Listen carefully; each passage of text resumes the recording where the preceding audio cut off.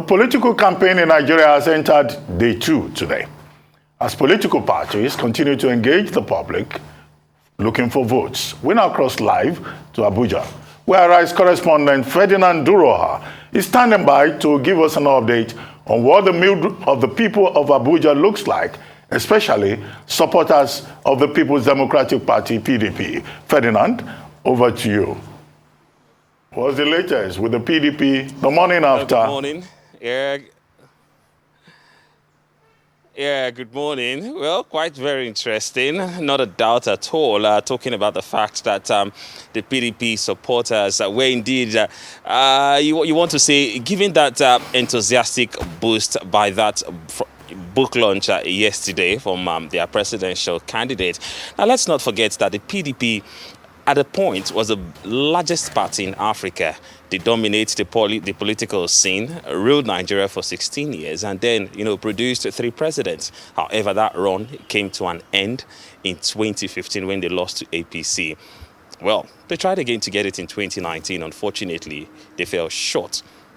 So we're going to feel the pulse of some PDP supporters and find out exactly what they think about the PDP's chances of wresting power from the APC and then also, well, every other political party in 2023. I have a group of gentlemen with me here in the garden, and we're just trying to sample opinion, like you already know. So good morning. Tell us your name, and let's talk about the PDP. You were there. You talked about that launch yesterday, the book launch yesterday. What exactly was the feel you got from that exercise?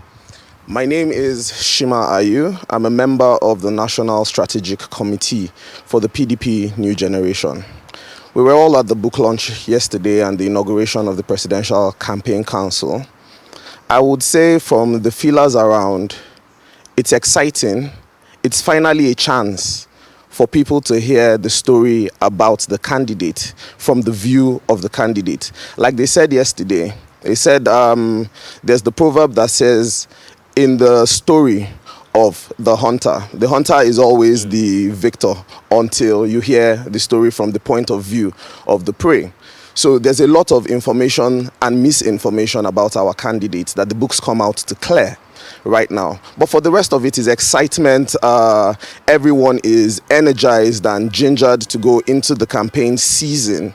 Now that INEC have officially lifted the curtains on campaigns, we're roaring and ready to go. We know that Nigerians are tired of mismanagement and misrule, and PDP is ready. I think this is a very good place to indeed live it. And I like the fact, you talk about, the electorate being eager to vote. But another thing is, do you have the candidates who definitely can swing support and, of course, help you at the ballots? Now, let's not forget, this is not the first time he's contesting, and he's never won it as a presidential candidate.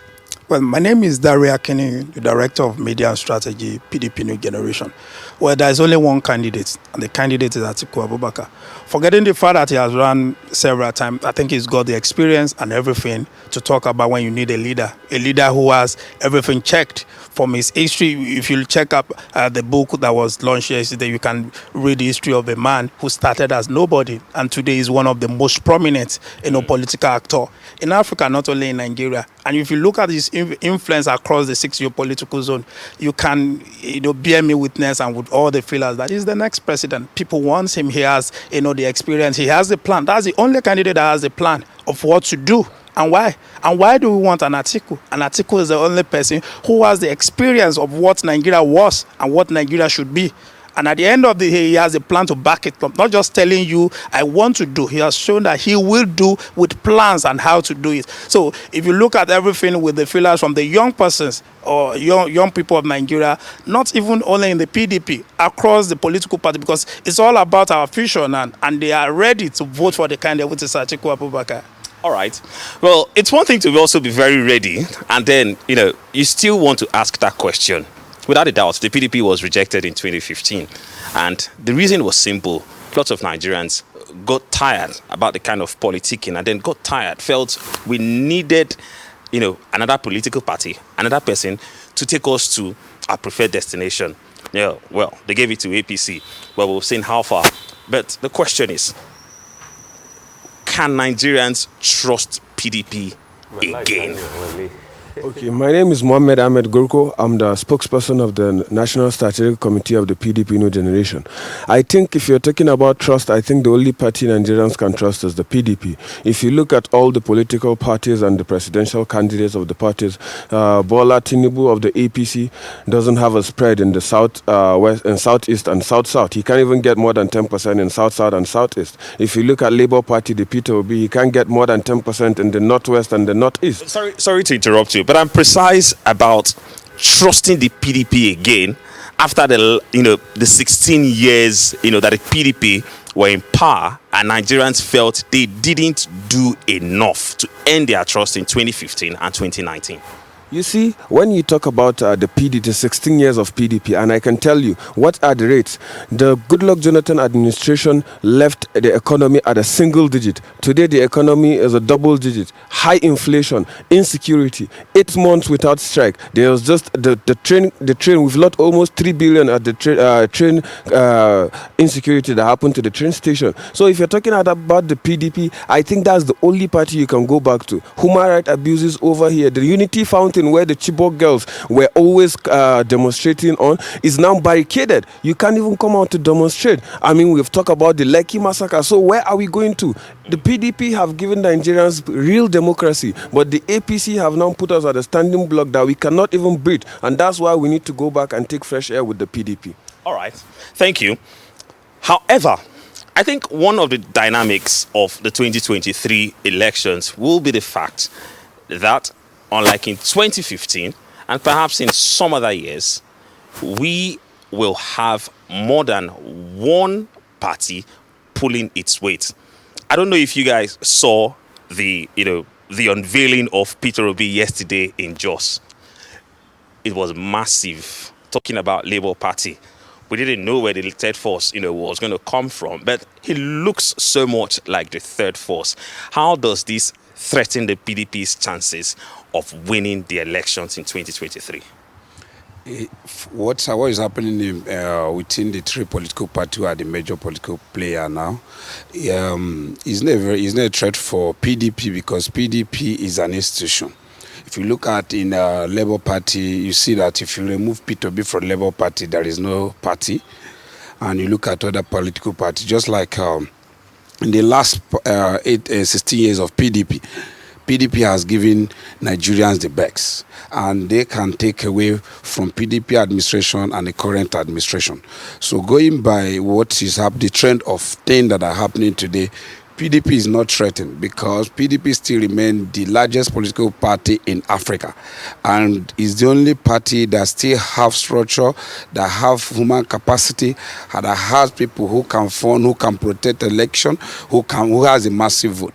If PDP, what happened in Jos, I saw the video and I can't see it as a threat because only one out in PDP. You see what happened in Enugu when our candidate visited Enugu. You can't compare the crowd in Enugu to what happened in Jos.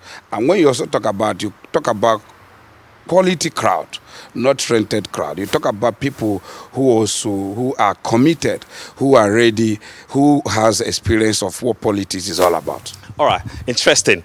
Now let's talk about a factor, and it is INEC, and then also the electoral process. It's one thing to have a good candidate. It's one thing for for electorate to come out and, of course, want to vote. But then what about the voting processes thus far? Now, we know that the voting processes have been rigged, or we know that, yes, there are new laws. We know that, yes, there are new guidelines. And let's ask, how much trust do we as youths have in this process, especially the PDP? How much trust do they have in these processes, electoral processes instituted by INEC?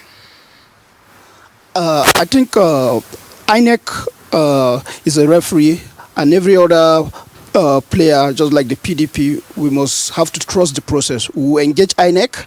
As young people, we're engaging the system. We'll continue to engage INEC. If there is any time we see that the road is not clear, INEC is doing something they are not supposed to do, we'll call INEC to order.